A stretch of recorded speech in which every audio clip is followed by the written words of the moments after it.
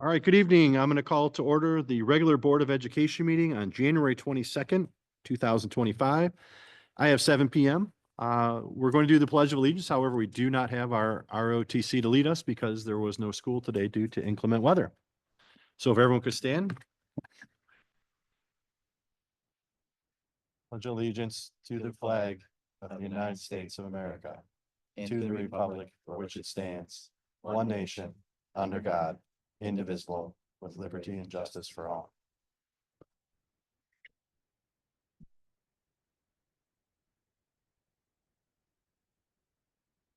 Great. Everyone has agenda in front of them, so we're going to move on to item B with Mr. Secretary with a roll call, sir. Thank you, Mr. Green. Present. Mr. Reed's present.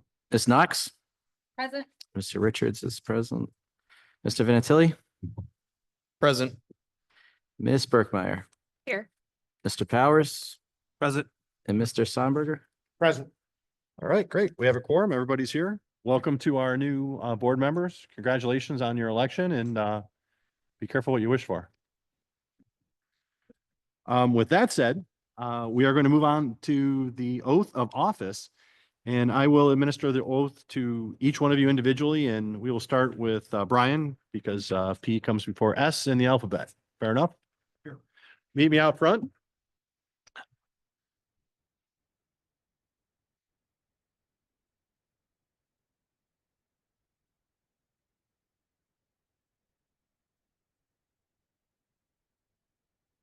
Right hand, if you would, sir. I state your name. I, Brian Powers. We swear to support the Constitution of the United States. We swear to support the Constitution of the United States and the Constitution of this state. And the Constitution of this state. That will faithfully discharge the duties of the office of trustee. Faithfully discharge the duties of office of trustee. In and for the school district of Anchor Bay. In and for the school district of Anchor Bay. State of Michigan. State of Michigan. According to the best of my ability. According to the best of my ability.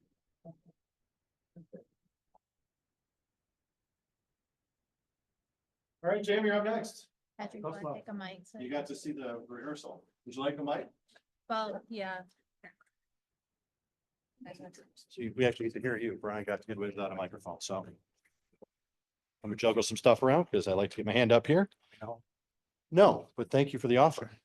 I state your name, I, Jamie Sunnyberger, solemnly swear to support the Constitution of the United States solemnly swear to support the Constitution of the United States and the Constitution of this state and the Constitution of this state, and to faithfully discharge the duties of the office of trustee and to faithfully discharge the duties of this office of trustee in and for the school district of Anchor Bay, in and for the school district of Anchor Bay, state of Michigan, state of Michigan, to the best of my ability. to the very best of my ability.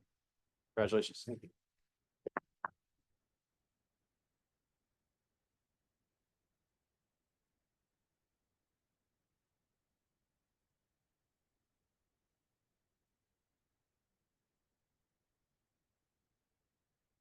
So again, thank you, guys. We will move on to the agenda. The next item on the agenda is the election of a chairperson pro tem to conduct the election of board officers. So at this time, I will entertain a motion to nominate someone to be the pro tem and to conduct the election of board officers. Do I hear a nomination?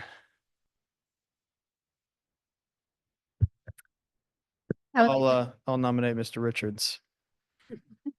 All right, I have a nomination for Mr. Richards to conduct the election of board officers. Do I have a support? I'll support.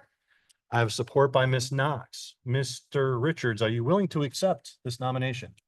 Absolutely. All right, does anybody have any comments, questions, or concerns?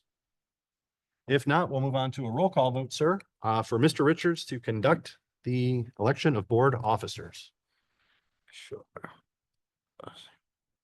Mr. Vinatieri, Yes. Ms. Knox. Yes. Mr. Green, Yes. Mr. Richards is a yes. Ms. Berkmeyer, Yes. Mr. Powers, Yes.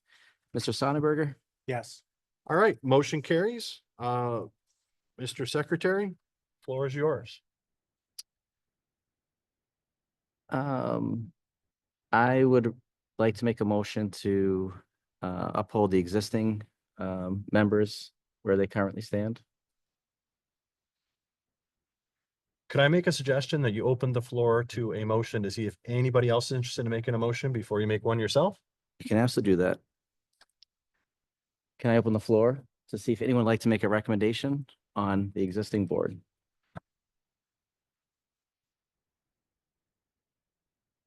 Sounds pretty quiet. See? I'll make a motion that we vote as a slate to keep all officer positions the same as last year. I will second that motion. Motion by Mr. Vinatieri. Support by Ms. Knox.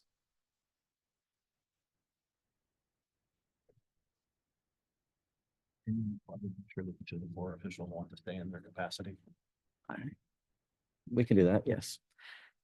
Would all the current positions, or members in the current positions, would you like to uphold your existing position? I would. I do. Yes. Yes. Open for comments? Discussion? Do you have any questions about this? So this would be for the full year I believe so, yes. to next January. Next organizational meeting next January 2026. Okay with it. You had to think about it a I second. did. I understand. I understand. Just be careful what you wish for. I said that when the gentleman sat down. Yeah, I was waiting for someone to speak up here, you know? All right. All right, roll call. Yes, sir. All right, roll call. Motion by Mr. Vinatieri, Yes. Ms. Knox. Yes. Mr. Green, Yes. Mr. Richards is a yes. Ms. Berkmeyer, Yes. Mr. Powers, Yes. and Mr. Sonnyberger. Yes. Yes.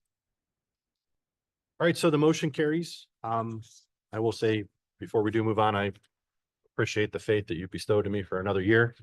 I will do my best to honor that election process, and if at some point you feel like I'm not, or I could do something a little different, a little better, please reach out.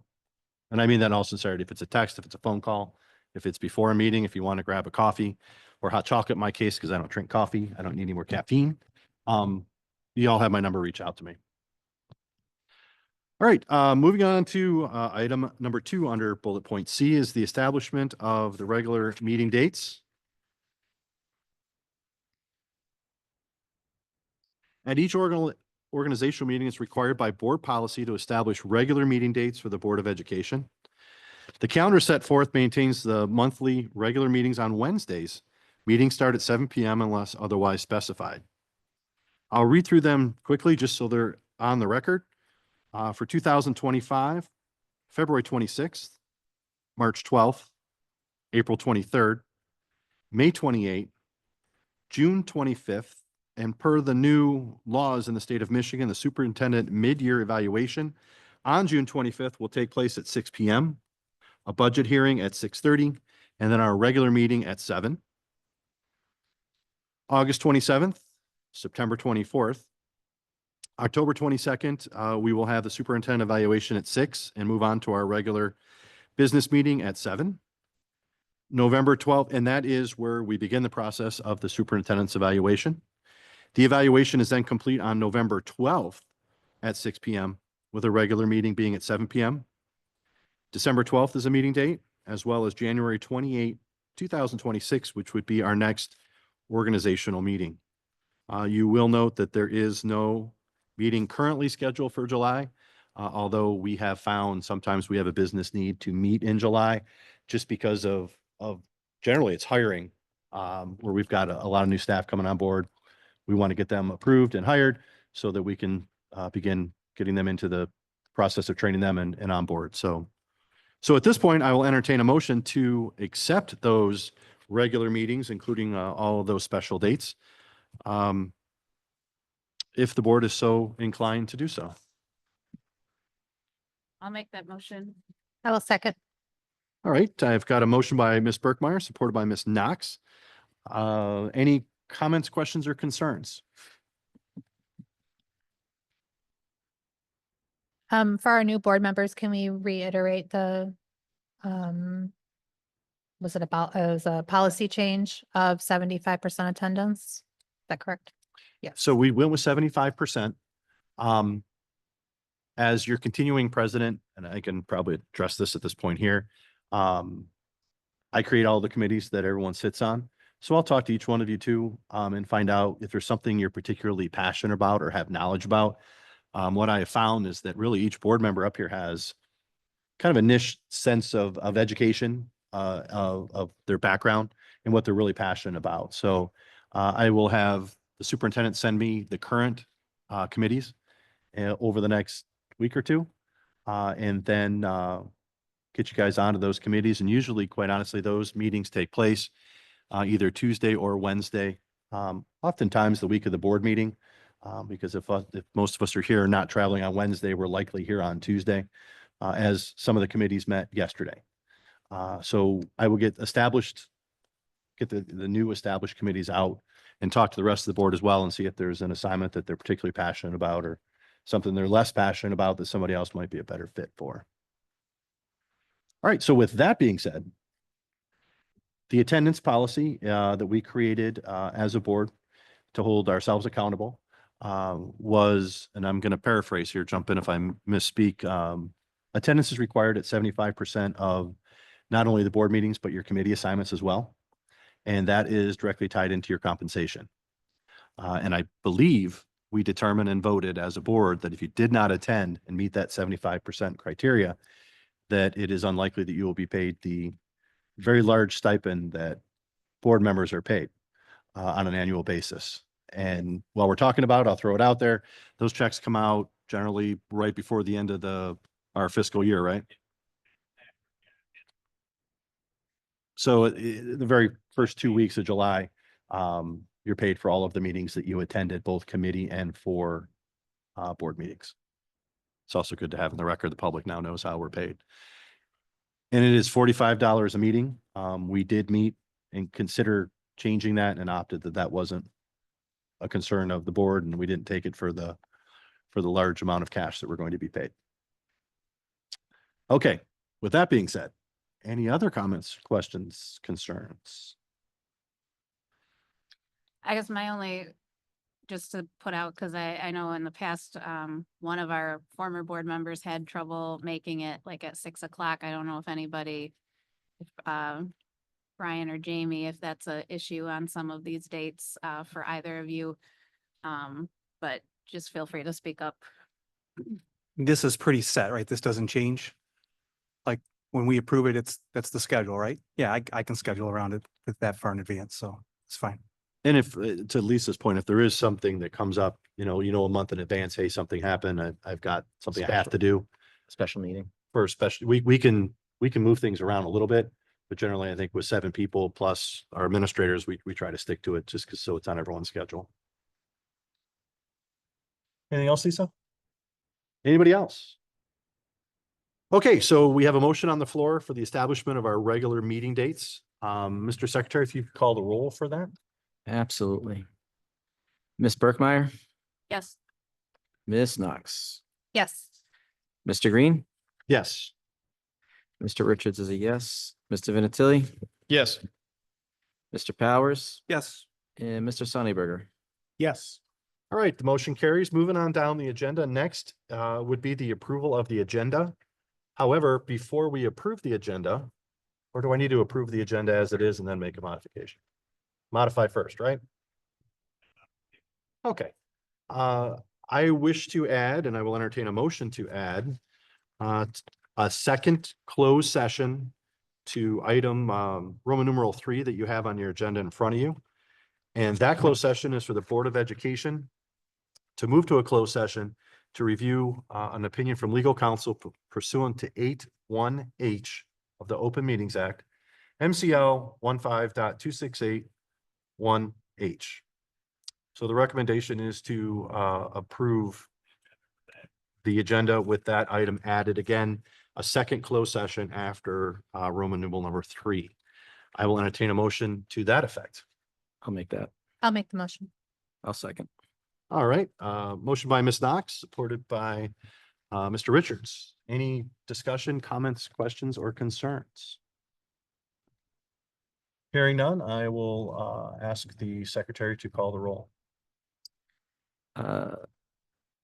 Ms. Knox, Yes. Mr. Richards is a yes. Mr. Sonneberger, Yes. Mr. Powers, Yes. Ms. Berkmeyer, Yes.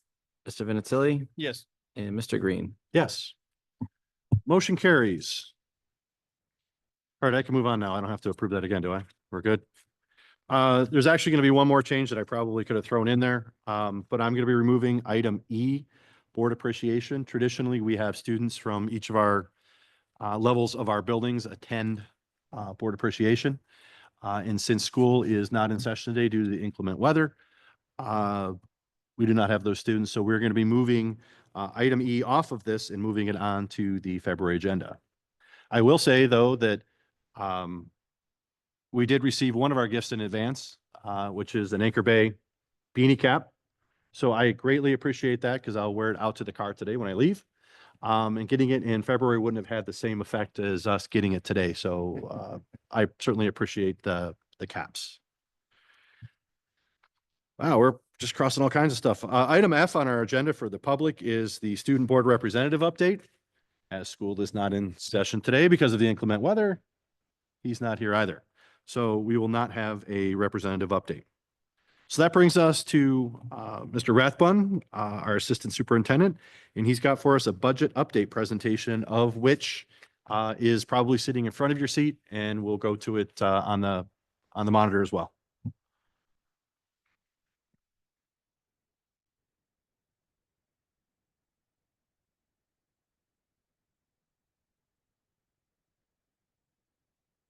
Good evening, Board. We're going to start tonight by working through the presentation of our amended budget for the 24-25 school year.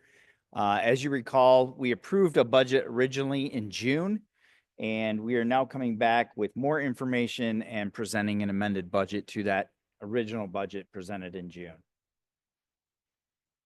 So we'll talk a little bit here about the highlights, and then I'll get into on the next slides a little bit more about the revenue and the expenditures and the changes to those line items as a result of some of the changes in the assumptions that go into the budget. So you can see for that some of the highlights. Let me back up for a moment. So the first column that you see there is the 23-24 audited financials. So those are the financials that were audited by Raymond and submitted to the state of Michigan. The next column over is, as I discussed earlier, the original budget that was approved by the board in June for the 24-25 school year. The third column is the proposed amendment that we are proposing to you this evening, and we'll talk about. And then that final column you see is the variance. So that is the difference between our original budget and the amended budget. So I will try and speak to those variances on the following slides. But just to highlight a little bit for you, you can see our revenues for the 24-25 amended budget are a little over $81,000. That's a slight decrease. We'll talk about that. The expenditures are about $78 million. So we are suggesting that we will have a surplus this year of just under $3 million. That surplus will be added to our beginning fund balance of $14 million that we ended the school year last year with. And that will bring us to our total fund balance. But one thing I want to point out, this is new. Earlier in the year, the board, based on the sale of Sugarbush, committed those funds from the sale to future capital outlay. And so we have reflected that as a part of our fund balance now. We'll have that committed piece, just about $2.8 million of that fund balance is committed for future capital projects that the board may want to do. So that leaves us with what we would call an unrestricted fund balance that can be used for other things without necessarily the board approving. Well, obviously we go through this approval process, but this would be for the regular operations of our district, unrestricted fund balance of $14,150,000. So that leaves us with a fund balance as a percentage of expenditures of about 18%. And we'll touch on that also in the later slides. I want to kind of show you how we're trending with our fund balance.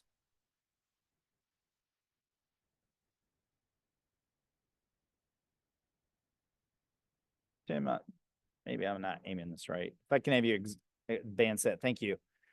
So for our revenues, we'll talk a little bit about some of the variances on the revenue side. So you can see there a slight increase in our local sources. That was primarily as a result of increases in our assumptions on interest income that we'll earn on our investments. You can see our state sources went down by about $800,000.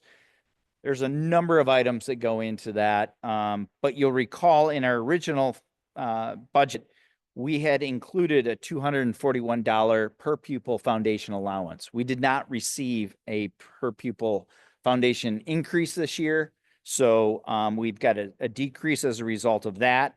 There's also a lot of fluctuation in the MIPSers, which is our retirement funds. So we've received a lot of pass-through funds in the past to try and bring down the retirement deficit. And that some of that funding was cut back this year. But we also received some additional new funding. I think a lot of you are aware that there was a decrease in the UAAL funding, which is additional funding the state gives us to try and buy down that pension liability. And so we did get a little bit more of that money back. So it kind of offset, and the net of that and many other things is about that $800,000. The final two line items I want to talk about are the federal and the other sources. You can see the federal increased by about 1.5 million and the other sources decreased by about 1.9. There's a lot of interplay between those two. So initially in our original budget, we were thinking that the MISD was going to, there's a lot of discussion about them keeping all the federal money at the ISD level and giving us some of their local millage money. That plan never came to fruition this year. So they are giving us that federal money. And that's why you see the increase on the federal side. The decrease is largely the money that we're getting in federal money versus a millage passed along to us. So that's really the decrease there. I'm happy to take questions too along the way. If anybody has questions, I'm happy to touch on those. You can see here, this is our expenditures. Again, kind of focusing on that third and fourth column. You can see that we have instruction down about $2.4 million. That is largely due to what we talked about, where we've decreased the rate of retirement because we've gotten a break on that. We're overfunded in some of the pension areas associated with healthcare. And so we are not receiving quite as much money there. So that's about $1.5 million or so for the teachers of that 2.4. We also reclassed a little bit of our costs into another function code. So you can kind of see down where we talk about support services, there's a 694. Tim, thank you. $694,000 increase in support services. So part of that is we've reclassified some of our staff at the elementary level. They were kind of working in a coaching capacity. Now they're more in, a student coaching capacity or a tutoring capacity. Now they're working more closely with teachers. So we kind of moved them to a different function code that's more appropriate for working, where they're working with teachers to look at student data and come up with interventions that are most appropriate for those students. So those are really the kind of two main things that are driving that decrease in instruction. As far as support services for the pupil, you see there about a $224,000 decrease. Again, a lot of that results from the decrease in the retirement. We talked a little bit about the support staff, so moving some of those instructional coaches at the elementary level in there. We also have a couple of new positions that we've budgeted in there. So we have a student success teacher that will assist at the high school. Working with those students that, are at risk right now, due to grades and, trying to get them back on track. We've also included in that line item, a restorative coach. So, those two items are new positions that we have listed in there. You can see for our general administration, that's come down a little bit. Again, probably part of that is the retirement rate. And then we've also had a few other situations where, again, we're reclassing some of our staffing into more appropriate spot. You can see for the Office of Business Services, for example, that increased about 260. There were a couple individuals that we moved out of that general administrative and moved that down under business. Primarily our pupil accounting group is more appropriate there. So those are some of the changes. You come down to pupil transportation, we've got an increase of about 382,000 there. We had an opportunity to purchase a couple buses, and we've had to add cameras to a couple of our new buses. So we've got some additional costs there. And so we've incorporated those into the budget. So you can see they're kind of coming down.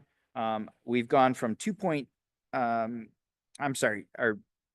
expenditures have gone from 79 million to 78 million, a decrease of about $1 million. And those are the ins and outs to get us to that point. So I'll have you, Tim, if you don't mind going to the next. So this is a graphic representation of our fund balance. You can see it's kind of a V shape, if you will. During the 2019-20 year, we kind of had that low point where we were under Treasury watch for having a significantly low fund balance. We've rebounded really well. I'm happy to say that we are all the way up to that over and above that 15% we've talked about in the past. 15 to 16% allows us to operate without borrowing any money for operations in the fall. So that's always a savings to the district. But one of the things I do want to point out, we talked about, kind of once we got up to that point where we had sufficient funding to, make sure we could cover all of those things. We had funding for, other initiatives that may come along. We wanted to see that flatten out. And you can see kind of at the top right there, that V is now starting to flatten out a little bit. That is definitely by design. That's our goal. It doesn't make sense for a school district to have a 30% fund balance at the expense of students and programming. So now that we feel like we've got a sufficient nest egg, if you will, it's time to flatten that out and pour those dollars back into the classroom. So that's kind of what we're projecting to do, and we'll continue to see that line at the very top there, kind of flat line and go out to the right. Next slide, please. Just a different graphic representation, kind of shows the same thing. You can kind of see that V, but again, you can see based on dollars, that's kind of flattening out up at the top there at about 18%. Next slide. So I think, we've definitely talked about this, the 15%. I think we're going to look at that in a policy here. So that's been recommended for a long time by the state of Michigan. I'm happy that we're there. It really allows us, like we talked about, to avoid some of the borrowing costs, but it really provides resources for unforeseen expenditures, allows us to be a lot more nimble in terms of addressing student needs. If there's any sort of initiative from the superintendent or the board, we now have the funds to properly resource that initiative and make sure that the funds are available to pull it off. So it's not something, I know in the past we've had certain things that we wanted to do and we're maybe next year or the year after that. Now we've got the funds to immediately dive in. So really happy about that. Next slide. Questions, if there are any from the board, I'd be happy to take those now. Was Anybody? there like anything in particular that got us from 3 up to 18, or was it a combination of different factors? Brian, I'm sorry, I didn't. Was there like anything in particular that caused the fund balance to rebound so well, or was it just different factors? Well, yeah, I think it's been a number of factors. If I could touch on a few of them, certainly, we're happy that the state of Michigan has had, good financial returns. They've been able to increase their per pupil foundation allowance. That's been a big piece of it. I would say the amount of students that we have that we're retaining annually, it's, we had a situation at one point, especially around COVID, where we lost a lot of students. We're not doing that anymore. We've kind of closed the back door, if you will, and we're keeping all of those students. So I think that's a big factor. And then just generally speaking, in terms of the spending and so forth, that we've really buckled down on some of the spending and making sure that, that there's not that we had spending that was superfluous or, not needed. But what I would say is we're putting the money in areas where I feel like we have an opportunity to be more efficient with our dollars. I'll say it that way. Anybody, anything else? I'll throw out there, first of all, Todd, the finance committee really appreciates how you handle the budget, and the board's directive for you two that are new is to, very conservatively give us budgets. If you don't think you have that money, or that we have some gray area of what's coming from the state, don't put it in there. Calculate your expenses maybe a little bit higher than you think they're going to come in at. So truly it's a, overpromise and underdeliver situation.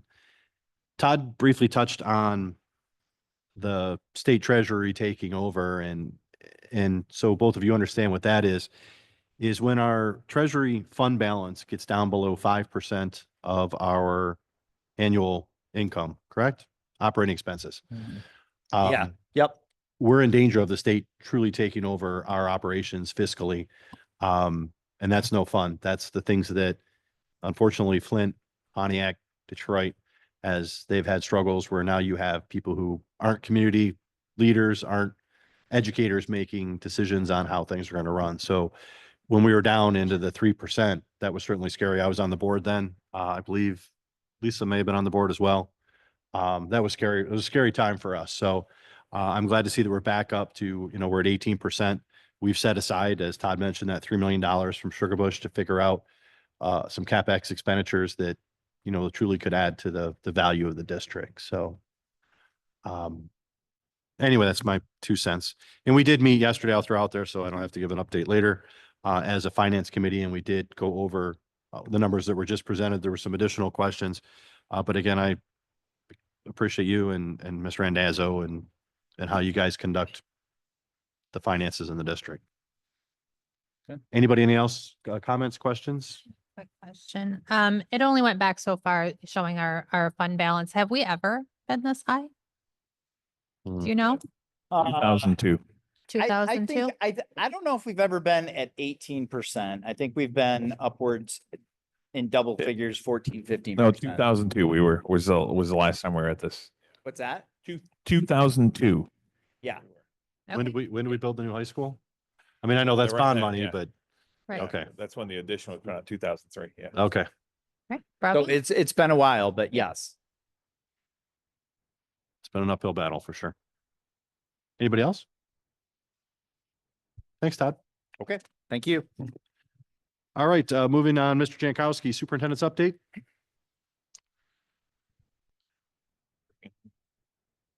We'll try it. Yeah, it's on too.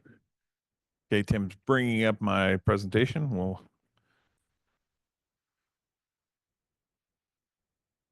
This is just a quick update on where we're at with the bond, and then to touch on another item on the agenda that you'll see later.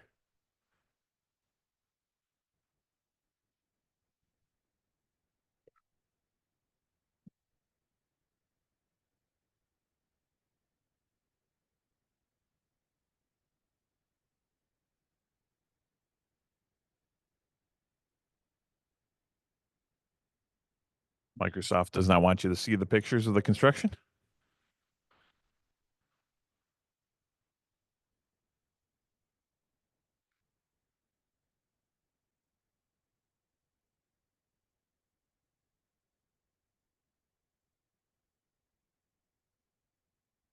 Can you cancel out, Tim?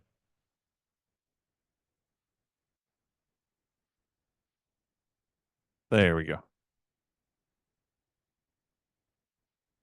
Can you advance? Oh, hang on. There we go. Okay, so bond update first. Right now, this is especially for new board members. We are wrapping up phase one. That's the addition on the high school with the restaurant, the auto shop. We are also working through phase two, which passed final inspection over holiday break. And now they're on punch list items.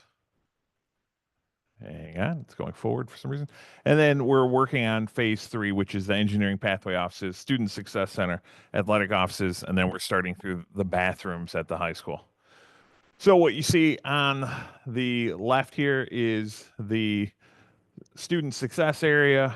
So if you're looking at the left hand where it's blocked off, that would be to the main kind of vestibule area that comes in. So that's coming along quite nicely. They're starting to do the final patching, and then they'll finish the walls, and flooring will go in. On the right, you can see they're starting to go through and replace fixtures and everything at each of the bathrooms. What they're doing is working on one bathroom. They'll finish that, move to the next one after they open that up. So they'll rotate through. Next slide, please. Then on the left is what used to be kind of the team film room. That is now going to be the athletic director's office. What we did is we kind of flopped. The office was more in the athletic hallway, and we were taking kind of from a storage room that was the JROTC, making a larger film room. And it made more sense to move the office where it'd be closer to the south entrance. So that's the office area. And then on the right, you'll see it's a pass through from the office, so they can still get to the athletic areas and all of that. So that's the athletic offices. Next slide. Then what you see here, used to be the right half used to be the JROTC storage. The left half used to be where the athletic secretary, then the athletic director was behind that. That is now one large room that will be the classroom. It'll be a film room. It'll also be a classroom for the weight room. Next slide. And then this is the JROTC, the main portion of the classroom. There's two offices out to the right that will stay. That wall with the Air Force logo on it, that will come down as soon as wrestling season is over. And then we are flipping the weight room with the wrestling room. So now it'll double the size of our weight room, and the wrestling room will be new, and it'll be at the end. Questions on any of this? Okay, next slide. This is the engineering offices for the engineering wing. It's also outside the band, so it's just kind of like the other wing offices. You'll have a secretary in the center. You'll have a counselor and an administrator. And then that wall that you see with the door at the end, that is right now in place because it's the fire barrier. And that'll open up, and then that'll be open up just like the other four wings were. Okay, that's it for the construction. We're going to talk about the trimester credit transition. I just wanted to touch on that now. Basically, we're moving from a semester. This was voted on as part of the LOA we did with the ABEA. And so on the left, you see the current credit requirements. This was discussed we mentioned at the policy committee, and it was discussed at the curriculum committee yesterday. So the state credits requirements are on the left. To transition to trimesters, we're dividing into thirds for the year. We have a suggested proposed credit requirements. The main difference that you're going to see is if you look the fourth one from the bottom, adding a career sequence. This is part of the strategic plan. Students would have to take 2 years of a career sequence, so they'd have to get more depth. So whether it's a CTE program, accounting 1, accounting 2, building trades 1, building trades 2, or music, it could be band, orchestra 1, orchestra 2, those types of things. They have to we're looking for more depth from the students. And then the other one that's on there is the personal finance course. That's a new state requirement for the class of 2028. And most of our core classes, so English classes, foreign language, band classes, those will run the full year. Math will run 2 to 3 trimesters. For example, algebra 1 will be 3 trimesters. Statistics would be 2 trimesters. Science, 1 to 3 trimesters. So biology as a year-long course would be 3 trimesters. Earth science, for example, would be 1. Economics for social studies, same thing, 1 to 3. Econ would be 1. Most history classes would be 3 if it's US history, world history. CTE classes, the intro classes would be 1 trimester, so students can get a variety of ones they want to try. And then for the CTE official programs, they have a time requirement from the state. So what we'll do is those will be for an entire year as well. Questions on any of this? Okay, next slide. This is the proposed kind of transition, because each year as students kind of roll up, they'll have more electives. So what you'll see is basically each trimester is half credit compared to what's a semester where it's half credit. So English, instead of being 1 credit for full year, it's 1.5. So you can see how it kind of rolls through. You'll notice the career sequence is not in there in 26 and 27. Reason being, they don't have the opportunity. They don't have enough possible credits yet. 2028, now you'll notice the personal finance class comes into play. The career sequence, at least the first half of it, comes into play. And then 2029, they're fully into the career sequence. Okay, any other questions on this? Okay, thank you. That concludes my report.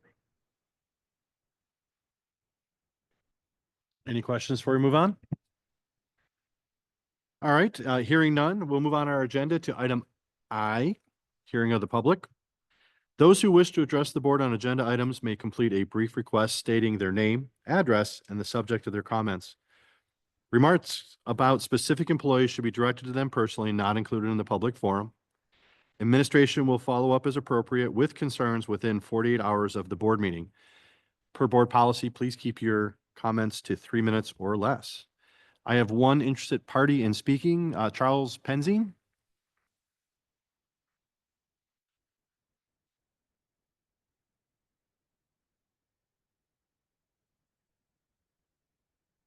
Good evening, board members. Chuck Penzine, I'm here again to talk this month about the Coach G situation. I was here about 2 months ago when we had just passed the policy time limit for completing the investigation under a Title IX. Under your policy, that should have been completed within 70 days after the initial complaint. However, it could be extended. We're now 4 months into that process, and to my understanding has not been completed as of yet, or there certainly hasn't been a determination made and finalized. I'm here to express my frustration about the length of time that process has taken. And I'd like to raise my frustration in 3 different areas.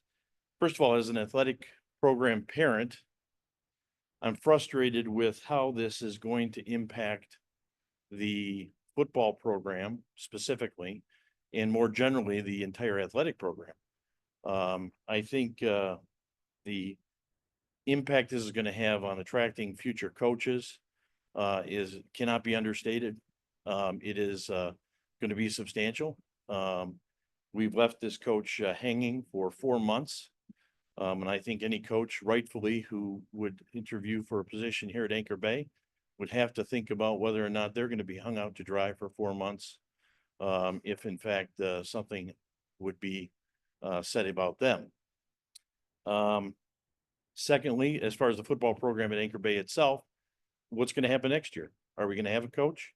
The program should be in place. The plan should be there for workouts, off-season workouts, all the things that lead up to the season. Those plans should be in place, I would imagine, by this time, as they have been over the last several years. Second of all, my concern as a parent, I have a student that is in one of Coach G's classes. To say that has been a waste of time would be that would not be an exaggeration. They have had 4 months of substitutes who are unqualified to teach weightlifting. It's essentially allowing the inmates running the asylum. There are fights that break out in those classes. There are, it's unsupervised. There is no instruction. It's absolutely pointless. So anybody that's had any of his classes for the last 4 months are going without any instruction. And that is certainly a frustration as a parent. And finally, my concern as a taxpayer. This has got to be costing the school district tens of thousands of dollars. Now, I'm not one to quibble about the lawyers making a few bucks, but enough's enough. There has to be some urgency to resolve this. The substitutes alone are costing the school thousands of dollars to have those subs in there because Coach G is on administrative leave. Presumably he's getting paid too. It seems to me there should be a sense of urgency to move this to a conclusion. And I think the public is entitled to understand how this policy has been, how this program has been allowed to go outside the policy limits so far and taken 4 months to resolve. I've had federal cases that have been filed and gone to settlement faster than this process has been resolved. I mean, I think this is beyond excessive. So that's it for tonight. I hope the board can get this moving and get it concluded and explain to the public why it's taken so long. Thank you. Thank you. Moving on, item J, communications. No communications. All right, on to our consent agenda. Items on the consent agenda are of recurring nature and are voted on as a single item. Any board member may request an item be removed without a vote of the board, and it will be discussed and voted on individually. Recommended action from administration is that the Board of Education approve the consent agenda, meeting minutes, personnel report, financial reports, and bills payable that have been provided to you. I will entertain a motion to that effect. I'll make the motion. I'll second. I've got a motion by Mr. Vendatelli, supported by Ms. Knox. Comments, questions, or concerns from the board? Hearing none, we'll move on to a roll call vote. Mr. Secretary? Sure. Motion by Mr. Vinatieri, Yes. Ms. Knox. Yes. Mr. Green, Yes.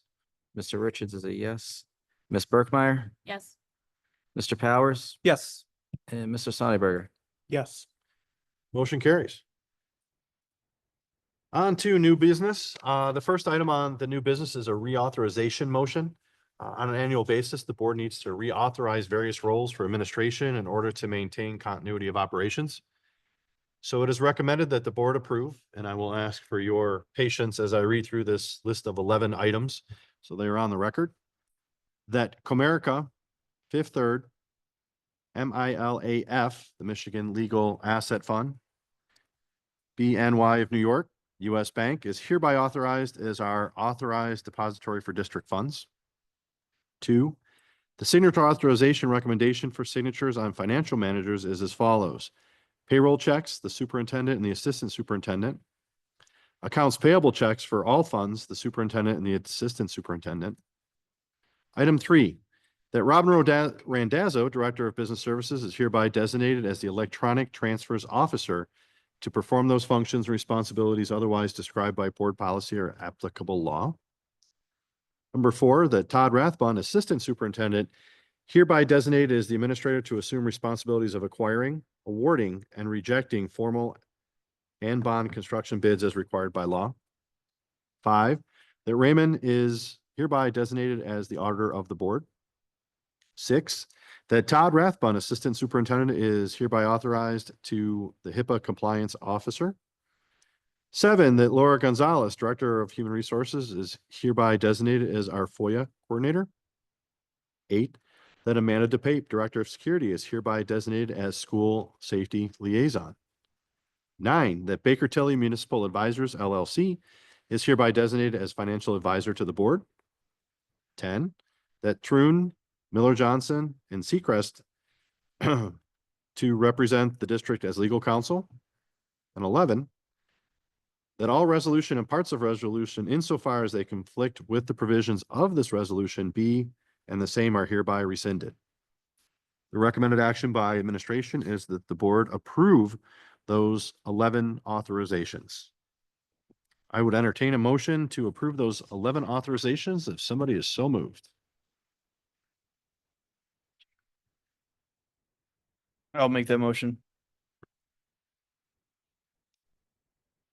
I'll second. I will second. Motion by Mr. Vincentelli, supported by Mr. Richards. Any comments, questions, or concerns? You able to read that again? I am not. I have the attention span of a squirrel, Okay. but thank you. Problem. Anyone else? All right, hearing no concerns, Mr. Secretary, if you could call the roll. Mr. Vincentelli? Yes. Mr. Richards is a yes. Mr. Sunnyberger? Yes. Mr. Powers? Yes. Ms. Berkmeyer? Yes. Ms. Knox? Yes. And Mr. Green? Yes, motion carries. Moving on to new business, item number 2. This is a policy, second reading. Having to do with Miller Johnson making recommended and required policy updates. This is the second reading. However, I will read the 5 that are on the list. Number 1, curriculum language clarification for Title I Policy 3001. 2, conditions of employment, change in law policy 4003. 3, evaluation, discipline, and discharge and resignations, change in law policy 4004. Food service meal charge update policy 5008. Budget planning and adoption, fund balance minimum policy 5002. All of those have been provided to you. So at this time, I will entertain a motion to approve the second reading of those policies as they've been presented.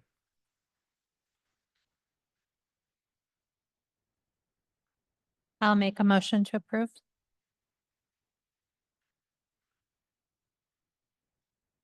I'll second. Motion by Ms. Knox, supported by Mr. Vendatelli. Comments, questions, or concerns? Going once, going twice. Mr. Secretary, if you could call the roll. Ms. Knox? Yes. Mr. Vincentelli? Yes. Mr. Green? Yes. Mr. Richards is a yes. Ms. Berkmeyer? Yes. Mr. Powers? Yes. Mr. Sunnyberger? Yes. Motion carries. All right, moving on to our next item of business is policy of a first reading. Probably a good time to interject and say that the policy committee met yesterday as well as finance and curriculum. So it was a long day for many of us of meetings. The first reading is that the Board of Education will review policy updates presented for a first reading reflecting committee meeting. I don't believe that I need a motion at this time. It is just going on the record, and you can see what has been provided to you concerning inappropriate use of the internet and social media, which has been modified by district legal counsel. So certainly, I'm sure you've all had a chance to read that, but again, this is the first reading. It does not require any type of board action. It will be on our agenda for board action at the next meeting.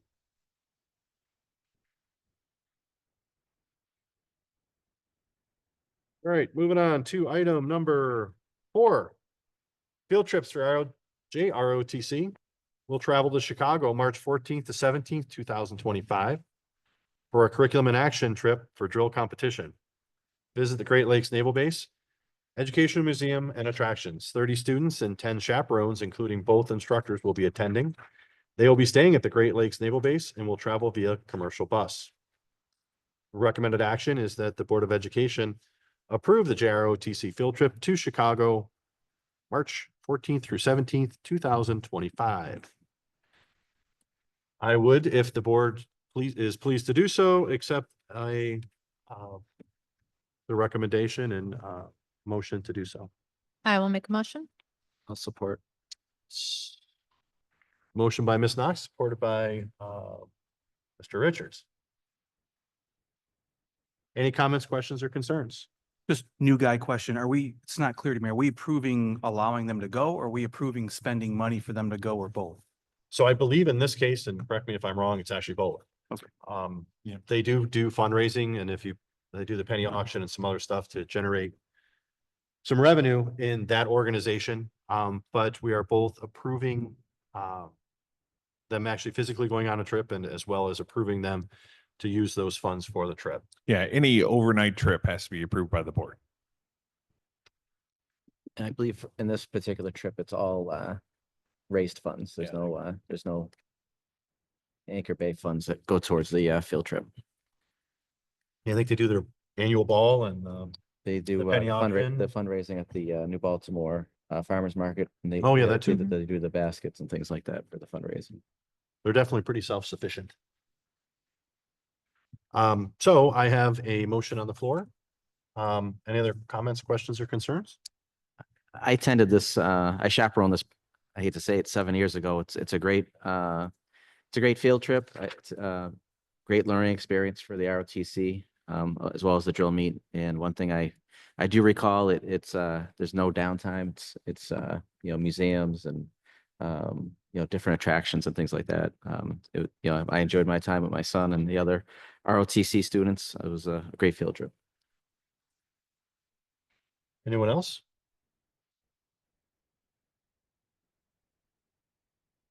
Mr. Vandatelli, who made the motion? Ms. Knox. And then you supported, okay. Mr. Richards, if you call the roll, that would be great. Ms. Knox, Yes.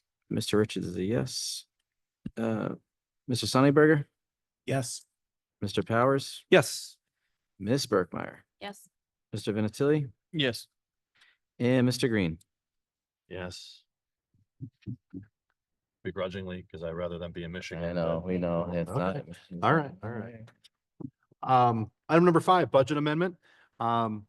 Each year, the state requires districts to set its budget by June 30, which is often before the state sets its budget. I'll read that again for those of you in the back row. Each year, the state requires districts to set its budget by June 30, which is often before the state sets its budget. Therefore, we periodically revise the budget to reflect state changes, as you saw tonight, with the presentation from Mr. Rathbun. The recommended action from administration is that the Board of Education approve the general fund budget amendments for the 2024-2025 school year. I will entertain a motion to that effect.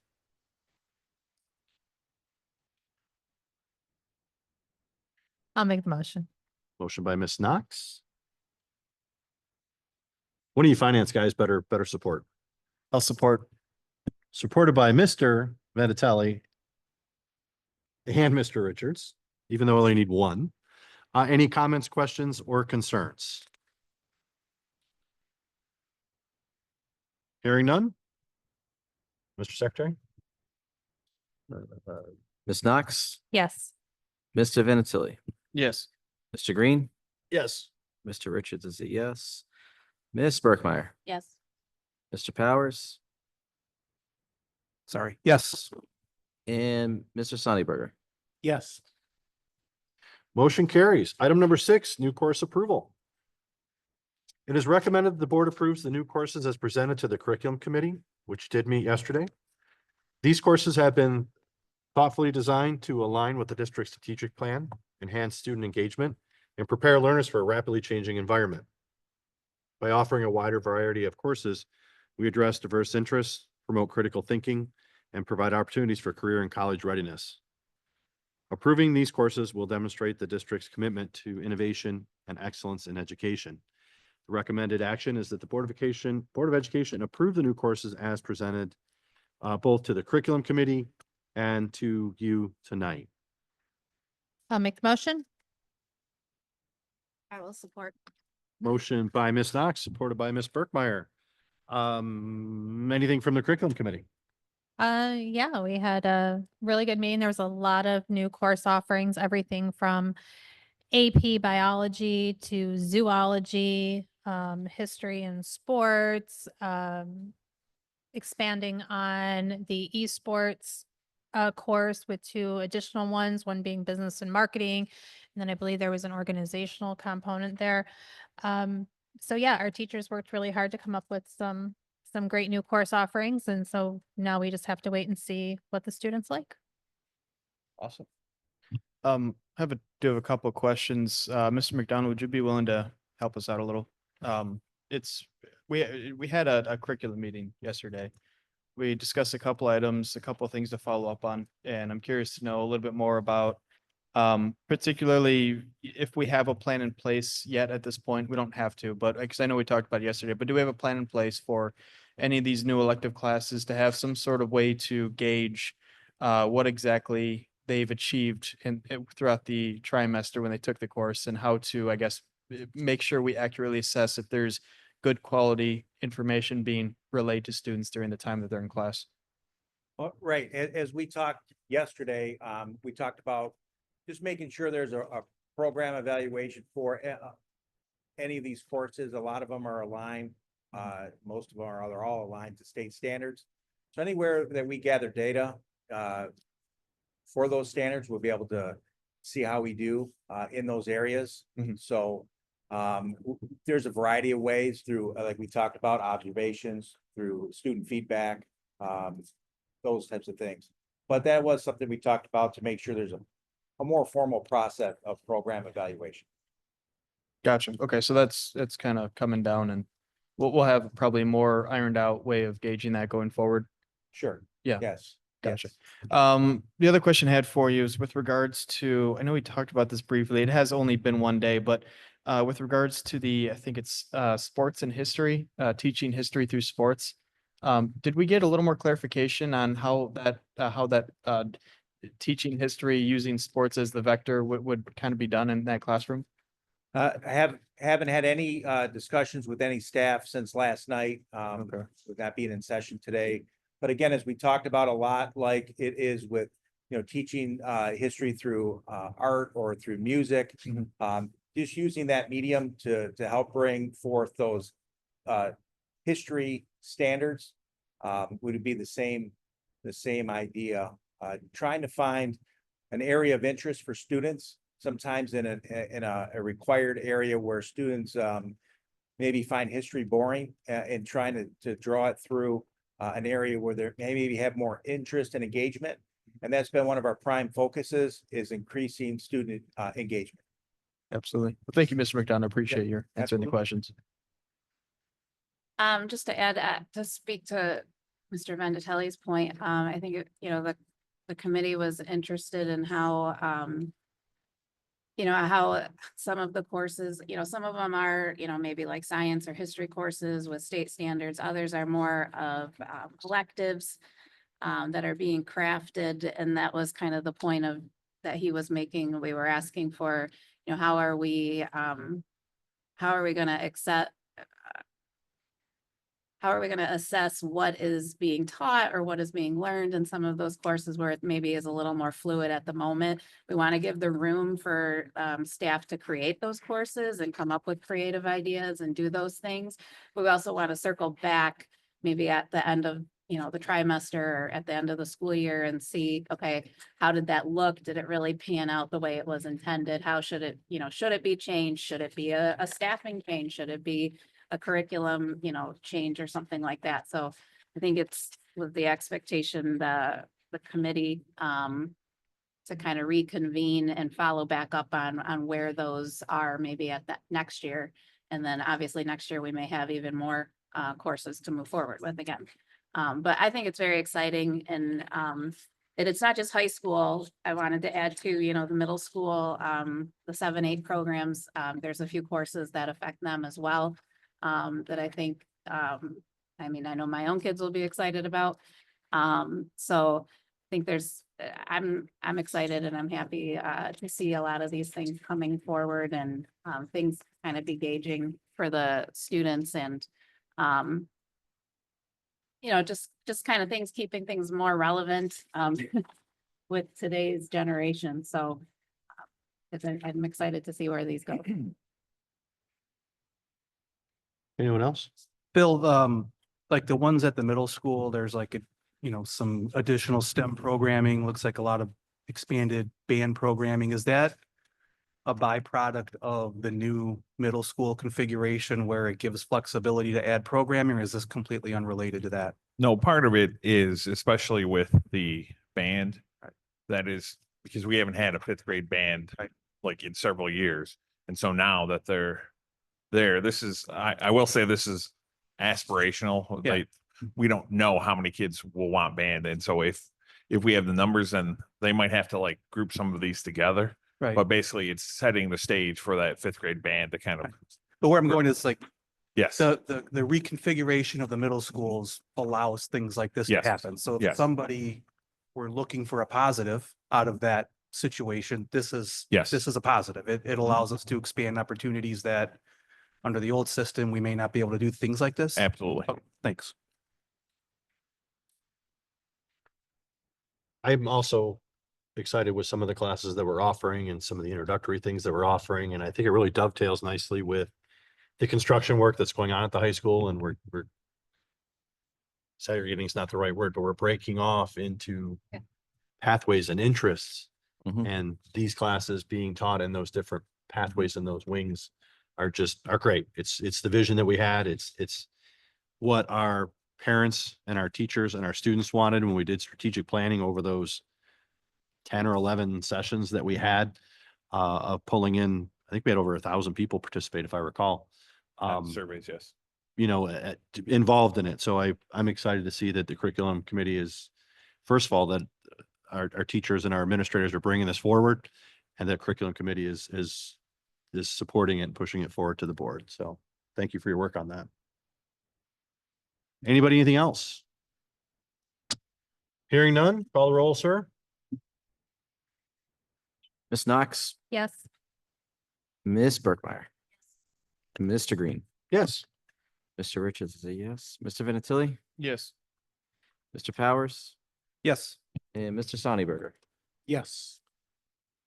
All right, the motion carries. Moving on the agenda, trimester graduation credits. We had a look at Superintendent Jankowski's vision for essentially how you graduate at Anchor Bay as we roll things forward, getting to the new requirements that the state's requiring and kind of fitting those into the trimester graduation credits. So the proposed change in graduation requirements is a necessary adjustment to align with the transition from semesters to trimesters, ensuring that students have a clear and equitable pathway to graduation. Under the trimester system, students will have more opportunities to earn credits each year, allowing for greater flexibility in course selection and scheduling. By revising the requirements, we can better distribute the credit load across the 3 terms, reduce student stress, and create additional room for remediation, enrichment, and exploration of electives. This change reflects the district's commitment to exploring student success and maintaining high academic standards while accommodating the structural benefits of the trimester schedule. The recommended action is that the Board of Education approve the proposed changes and graduation requirements as have been presented tonight. And technically, we should treat this as a policy. So this should be a first reading. Okay, so there is not going to be any, thanks, Phil, for catching that. There won't be any action by the board tonight. Obviously, with it being out now into the district, I'm sure some of our board members may receive some feedback from your constituents. So let's bring that back to our next meeting and have another discussion. All right, a couple of award recommendations. We always like to spend some money to upgrade our equipment and our facilities. The first award recommendation is the welding equipment at the high school. Anchor Bay School District accepted welding equipment bids on January 15th of 2025. We received 2 bids. It is a recommendation to award both vendors a portion of the bid as described in the bid tabulation. Verification of references, services, warranty, and delivery has already been made. There are 2 items in the bid that will not be awarded to either vendor, as the district will source these items at lower cost from another vendor. The recommended action is that the Board of Education approve the following: Service Welding, $36,541.00, and Lind Welding, $6,186.05. The funds for this project are coming from the 2023 bond. Obviously attached to that recommendation is the bid tabulation, the recommendation, and actually what is actually being purchased. So with that, I will entertain a motion to approve and award the recommendation as recommended. Make the motion.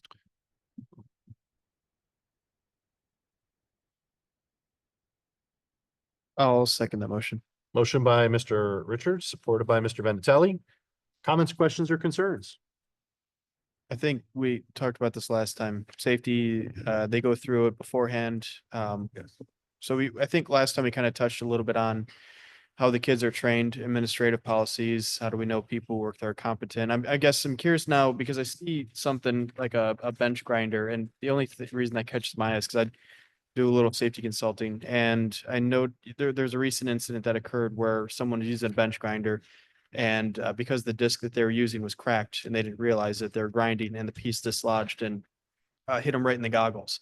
They didn't lose an eye or anything, thank God, but it's one of those risks that come along with using heavy equipment like this. So I guess, could you touch a little bit on, if you have the information in front of you right now, to talk about a little bit, how do we make sure that the equipment that they're using is up to standard and we're not creating any sort of undue risk that would be, entirely undetectable for most cases?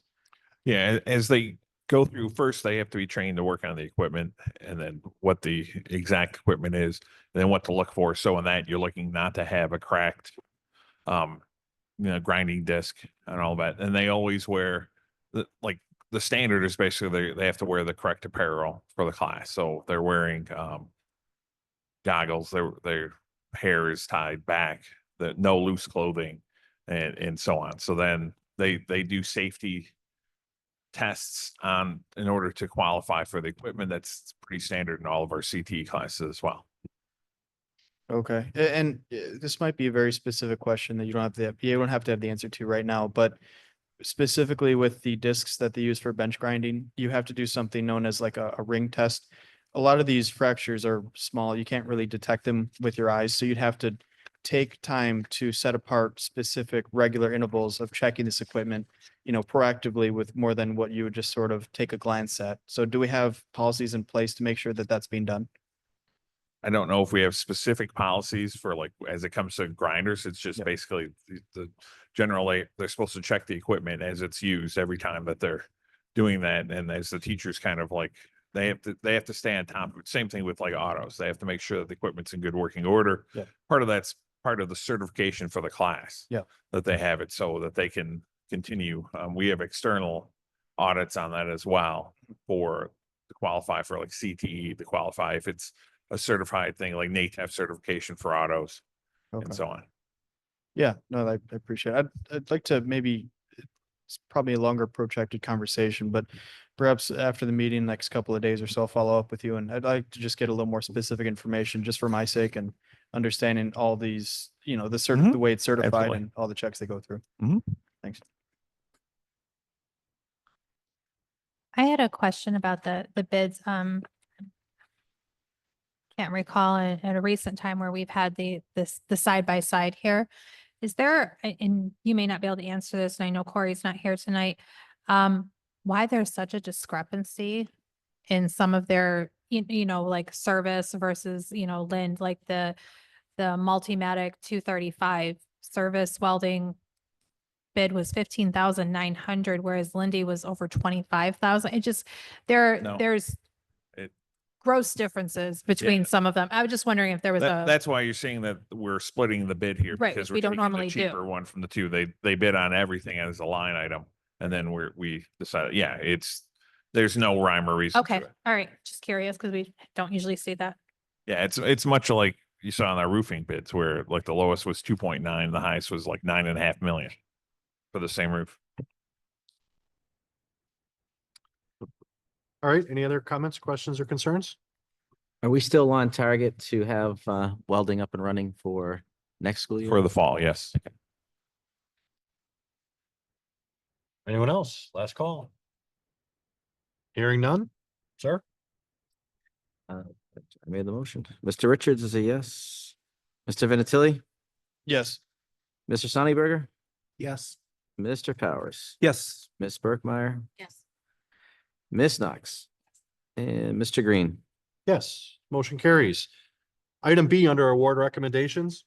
Anchor Bay School District accepted welding equipment bids. Nope, we already did welding equipment. Let's move on to the next one. Yeah. We're gonna replace a boiler. One boiler at Lighthouse Elementary. This bid is to replace one Lochinvar hydronic boiler with a new Lochinvar boiler, reusing existing piping. Currently, Lighthouse is operating with 3 of 4 boilers. The one boiler being replaced is one of 2 boilers that heat the newest addition at Lighthouse. Repair costs were estimated to be above $20,000. It was decided to be in the best interest of the district to replace the boiler. The recommended action is that the Board of Education approve the boiler replacement at Lighthouse Elementary to Mechanical System Service in the amount of $30,955.00. This project is being funded with the funds from the 2023 bond. Obviously, you have the tabulation attached to the staff recommendation. So at this time, I will entertain a motion to approve that $30,955 to Mechanical Service System. I'll make the motion. I'll second. Motion by Mr. Vinatelli, supported by Ms. Knox. Comments, questions, or concerns? They were bidding on the exact same boiler, same Yes. manufacturer, Yes. same make, everything, right? So regardless of which one of the 3 we pick, it's the exact same. It's not. Yes. Okay, I'm good. Anyone else? Hearing none, we will move on to a roll call vote to spend that $30,955. I'm sorry, I did have one thing, but I forgot when you said it, but now I remember. Just to reassure the public, we are on time and under budget with bond, just because everything we keep Yeah. saying is bond money, bond money, bond money. So we are good there, correct? Yes. Okay. Just to reassure. All right, last call. Anyone else? Mr. Richards. Motion by Mr. Vinatelli Yes. and Ms. Knox. Yes. Mr. Green, Yes. Mr. Richards is a yes. Ms. Berkmeyer, Yes. Mr. Powers, Yes. Mr. Sonnyberger, Yes. Motion carries. Item number 3, and if you'll recall at the beginning of the meeting, we made an adjustment to our agenda, adding a second closed session. So let me be clear on how that will move forward. We have 2 closed sessions. We will go into the first closed session. We will come out from that closed section, return back to open session, and take any action that the board deems appropriate. We will then go back into closed session for our second closed session of the evening. Again, coming out, and if there's any action that the board deems necessary to take after that second closed session. So with that, I will entertain a motion for the Board of Education to move to closed session for student discipline pursuant to Open Meetings Act, Section 8B, and pursuant to 8(1)B of the Open Meetings Act. I'll make the motion. I'll second. Got a motion by Ms. Knox, supported by Mr. Vinatelli. Comments, questions, or concerns about the student discipline hearing? Hearing none, we will move to a vote, sir. Ms. Knox, Yes. Mr. Vinatelli, Yes. Mr. Sonnyberger, Yes. Mr. Powers, Yes. Ms. Berkmeyer, Yes. Mr. Richards is a yes, and Mr. Green. Yes, motion carries. We will be into closed session at 8:19 PM.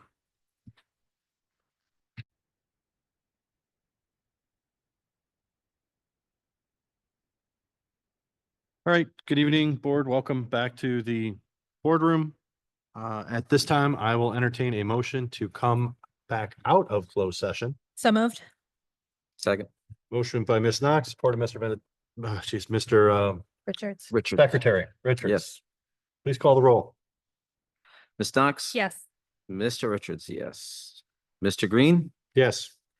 Mr. Vinatelli, Yes. Ms. Berkmeyer, Yes. Mr. Powers, Yes. Mr. Sonnyberger. Yes. Yes. Motion carries back into open session at 10:22 PM. If it pleases the board, does anybody wish to make a motion at this time? I would like to make a motion to expel student number 004-837.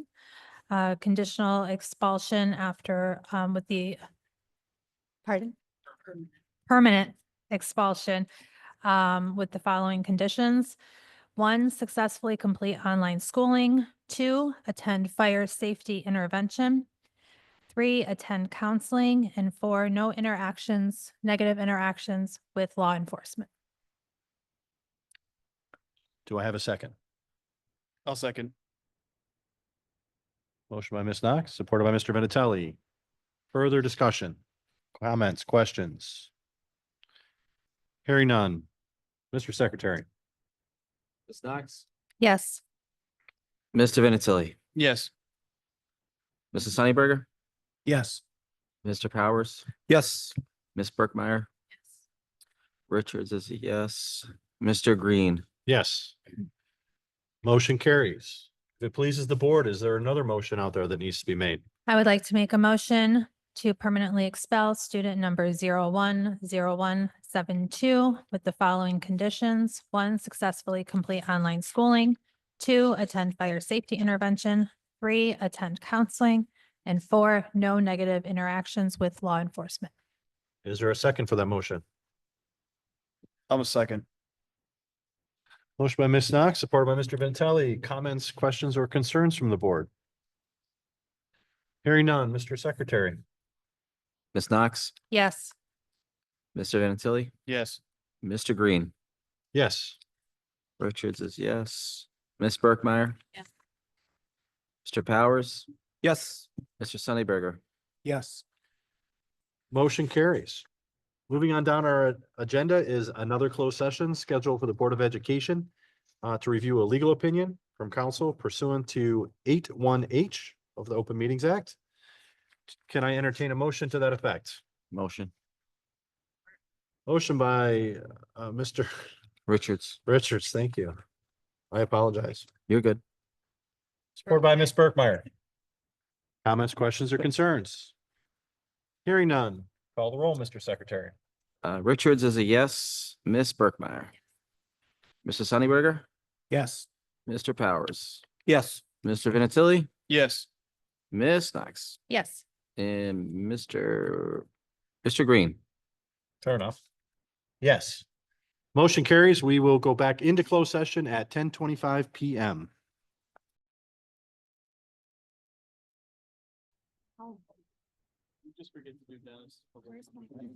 Yeah, mine's. All right. All right. At this time, I will entertain a motion to come back into open session, if somebody is so inclined. I'll make that motion. Second. Motion by Mr. Vinatelli, supported by Ms. Knox. Comments, questions, or concerns? Hearing none, sir, would you mind calling the roll? Sure. Mr. Vinatelli? Yes. Ms. Knox? Yes. Mr. Green? Yes. Richards, yes. Ms. Burkmeyer? Mr. Powers? Yes. And Mr. Sunnyberger? Yes. All right, motion carries. We'll move on to the agenda. Board comments, Ms. Burkmeyer. Mr. Richards. I'll keep it short and sweet for you tonight, Mr. Green. 5 items. I'd like to thank the students and staff that helped organize the Skilled Trades Fair. It looked like a great event and turnout. Applications will be accepted for second semester school of choice until January 24th. Second semester school of choice is available for kindergarten through 10th grade. Relay for Life is holding their community pasta dinner on Tuesday, February 4th at the VFW post on 23 Mile Road from 5 to 7. The ABEA Dueling Piano fundraiser is Friday, April 11th at Youngsters Irish Tavern at 7 p.m. All proceeds benefit Anchor Bay students. Congratulations to the Anchor Bay High School Student Council who competed in the MAS MAHC regional competition. We had 8 students present 2 different presentations on Kindness Week in our annual scholarship basketball game. Both presentation groups placed to compete at the state competition in Grand Rapids next month. Awesome job. Congratulations to Anchor Bay Middle School North Captain of the Month, Michelle Shakowski. Michelle goes out of her way to help kids. She encourages kids to try their best and stay caught up on and stay caught up and on track. Points of pride would be welcome to new school board members. Thank you. Sure you guys had a great time tonight and it's great to have you. That's all I have. Ms. Knox? I missed part of what Mr. Richards said, but did you mention Quiz Bowl? I did not. We have a high school Quiz Bowl team and they're hosting here, I want to say February 9th. Maybe not here, but at the high school. So there's only 2. We have the smallest team. So they're asking for some support. So hopefully some of the board can get there to support. And welcome Mr. Powers and Mr. Sonneberger. Mr. Vinatelli? It's cold out there. Stay warm. That's all I got. Mr. Powers? Just quickly wanted to thank the community for all the support during the elections. Not an easy decision to run and wasn't sure it was the right thing to do, which is probably why I filed at 2:00 the day of the deadline. But glad I did it. Got to meet a lot of people over a 3 or 4 month period, and there's a lot of things that we all disagree on. But at the heart of all that, people care about this place, and glad to be a part of it. And looking forward to helping out over the next 6 years. So thanks everybody for the support. Mr. Sonnenberger? Real quick, just a shout out to the Band Booster organization. I went to 2 events this month. The Band Boosters brought in a great jazz trumpetist. I think his name was Chris Johnson. We had a heck of a concert. He got to play with the kids and it was a wonderful experience. And then Taste Fest. That group of people will move heaven and earth if you let them. Awesome. Thank you. I don't have much to share except for, welcome aboard. When I swore you guys in, I said, be careful what you wish for. It's now 11:45 on a random Wednesday night. So February 20th is the Quiz Bowl. We have 2 contestants. We have 2.